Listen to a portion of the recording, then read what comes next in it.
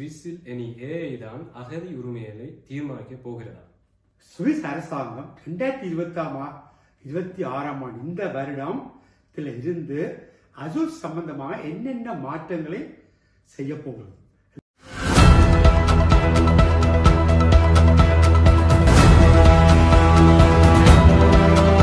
Asyl சம்பந்தமாக AI முடிவுகள் எடுப்பதால் மனித உரிமைக்கு ஆபத்து உள்ளதா?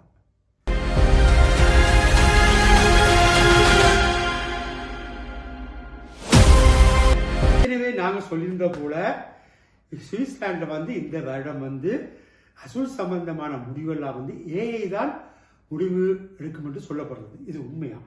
இதுக்கான பதில் என்னன்னு சொல்ல முடியுமா? போன வீடியோவில் சொன்ன மாதிரி அசில் கேஸ் நடத்துகிற விதத்தில் சில மாற்றங்களை சுவிஸ் அரசாங்கம் கொண்டு வரதுக்கு இருக்குது. அதில் புதுசாக ஏஐ ஃபங்க்ஷனை வச்சு சில விஷயங்களை ஈஸியாக்கத்தான் அரசாங்கம் யோசிச்சிருக்குது. அதுவும் ஒரு டெஸ்டிங்காக தான் ட்ரை பண்ணுறதுக்கு தான் பிளான் பண்ணியிருக்குது. ஆனால் முடிவுகள் எடுக்கிறதுக்கு ஏஐ பயன்படுத்துறதுக்கு இப்போதைக்கு சுவிஸ் அரசாங்கம் முடிவெடுக்கல.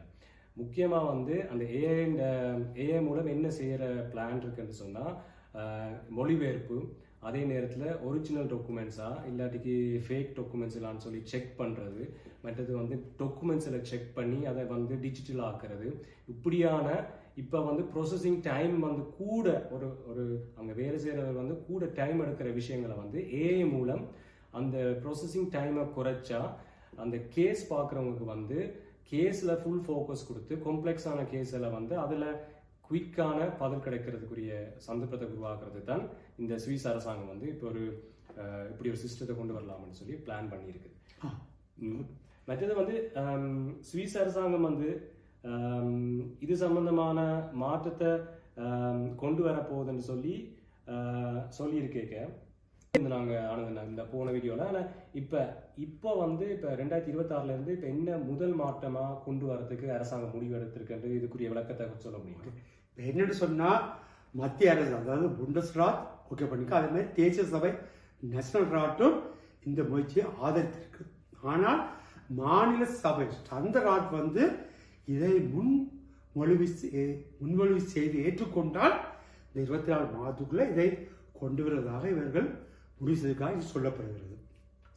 இது என்னன்னு சொன்னால் இந்த அவசரம் தேவைப்படுகிற காரணங்கள் சிலர் கேட்டு சொன்னால் அசூல் சம்பந்தமான செயல்முறைகள், அதாவது சரியான அழுத்தத்தில் இருப்பதாகவும் பல ஆயிரம் அசூல் சம்பந்தமான பிரச்சனை நிலுவையில் இருக்குதா, அது எவ்வளவு நிலுவை எவ்வளவு காலமாக இருக்கு என்பதை இப்போ நீங்கள் இதில் தெளிவுபடுத்தலாம். என்று சொன்னால் அதை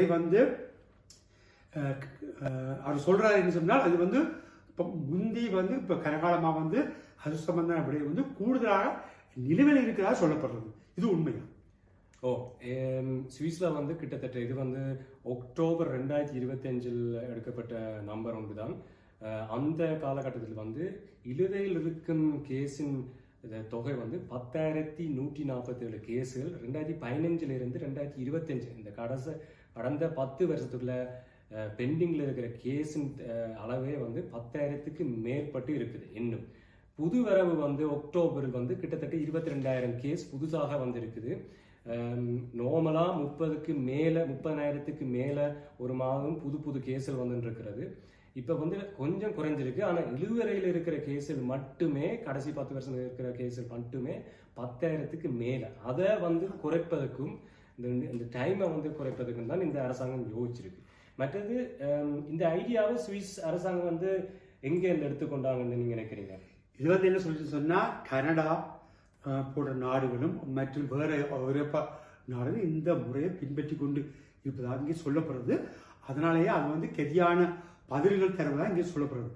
மற்றொரு கேள்வி என்னன்னு சொன்னால் இப்போ இந்த ஏஐ இப்போ டாக்குமெண்ட்டை பிரித்து பார்க்கறது, இப்போ ஃபேக்கான டாக்குமெண்ட் குடிக்கணுமா கொள்ளணுமான எல்லாத்தையும் ஏஐ தான் பார்க்குது.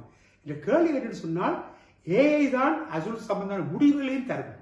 இப்படி ஒரு கேள்வி இங்கே இருக்குது.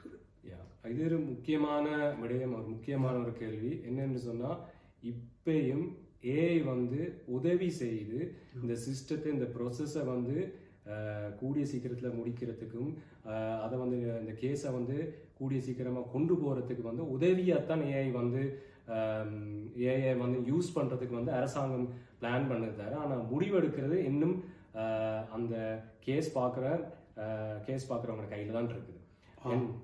ஓகே, அதாவது வந்து ஏஐ வந்து எல்லாத்தையும், அதாவது டாக்குமெண்ட் எல்லாம் பார்த்து கண்டறிந்து ஃபேக்கா இல்லையா இந்த இது சம்பந்தமான சகல இதுலையும் கொண்டு வந்தாலும் முடிவு வந்து மனிதர் தான். அதுன்னு சொன்னால் அதை பார்க்கும் அவர் தான், இந்த மனித வளம் தான் இதுக்கான முடிவை தருப்பார். எவர் பார்க்கிறாரோ அவர் மூலம் தான் இந்த அரசாங்கத்தை இந்த முடிவெடுக்கும். அப்படிதான் சொல்றீங்க. ஓகே, சரி. எப்படி சொன்னா இந்த பிரச்சனை சொன்னால் இதனால என்ன நன்மை இருக்கு, என்ன தீமை இருக்கு? ஸோ இந்த கேள்வி சொன்னா இப்படி ஏஐ பார்ப்பதால இதுக்கான பதில் கெதியா கிடைக்கிறதா, அல்லாட்டி இதனால நன்மை தீமை எதுவும் இருக்கா?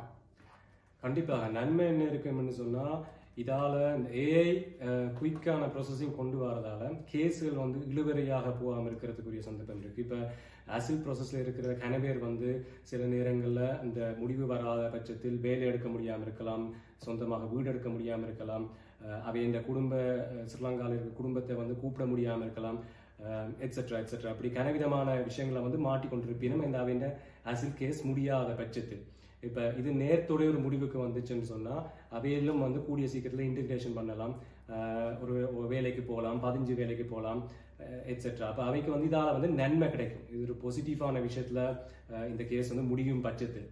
இதே நேரத்தில் வந்து நெகட்டிவாக என்ன இருக்கும்னு சொன்னால், இப்போ நாங்கள் வந்து பிள்ளையான டாக்குமெண்ட்ஸை கொடுக்குற பட்சத்தில் நாங்கள் கேஸை கொஞ்சம் எங்களுக்கு கிடைக்கும்ன்ற பட்சத்தில் வந்து பிள்ளையான டாக்குமெண்ட்ஸை நாங்கள் தயார்படுத்தி கொடுத்திருந்தால் அதை ஏஐ கண்டுபிடிக்கும் பட்சத்தில் வந்து உடனடியாக இல்லை என்று வந்து நாட்டை விட்டு அனுப்பக்கூடிய சந்தர்ப்பங்களும் இதால் வந்து உருவாகுது.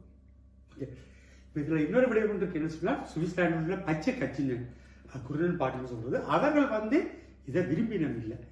அது ஏன் அதை அவர்கள் விரும்புகிறாங்கன்றது சொல்ல முடியுமா? அவைகளுக்கு வந்து யோசனை என்னன்னு சொன்னால், அவைகளுக்கு வந்து ஏஐ கம்ப்ளீட்டாக ஏஐ இருக்கிறதே அவைகளுக்கு அதில் பெருசாக ஈடுபாடு இல்லை. அதுவும் வந்து அந்த ஏஐ ஒரு பிளவிட்டு ஒரு இடத்துல வந்து அசில் கிடைக்க வேண்டிய இடத்துல வந்து அசில் கிடைக்காம போனால் அதில் வந்து மனித உரிமைக்கு வந்து ஒரு கிடைக்கும் ஒரு பிரச்சனையாக வரலாம் என்ற அந்த நினைப்பில் தான் அவை வந்து எதிராக இருக்கணும். ஆனால் நீங்கள் தேடும் வங்கிக் கடனை இலகுவான முறையில் பெற்றுத் தருகிறார்கள். உங்கள் நம்பகரமான நிறுவனம் அனிஸ் கிரெடிட். உலகத்தில் உள்ள அத்தனை நாடுகளுக்குமான விமான சீட்டுகளை வழங்கும் அங்கீகாரம் பெற்ற நிறுவனம். நீங்கள் உலகத்தில் உள்ள எந்த நாடுகளுக்குமான விமான சீட்டுகளை பெற்றுக்கொள்ளலாம்.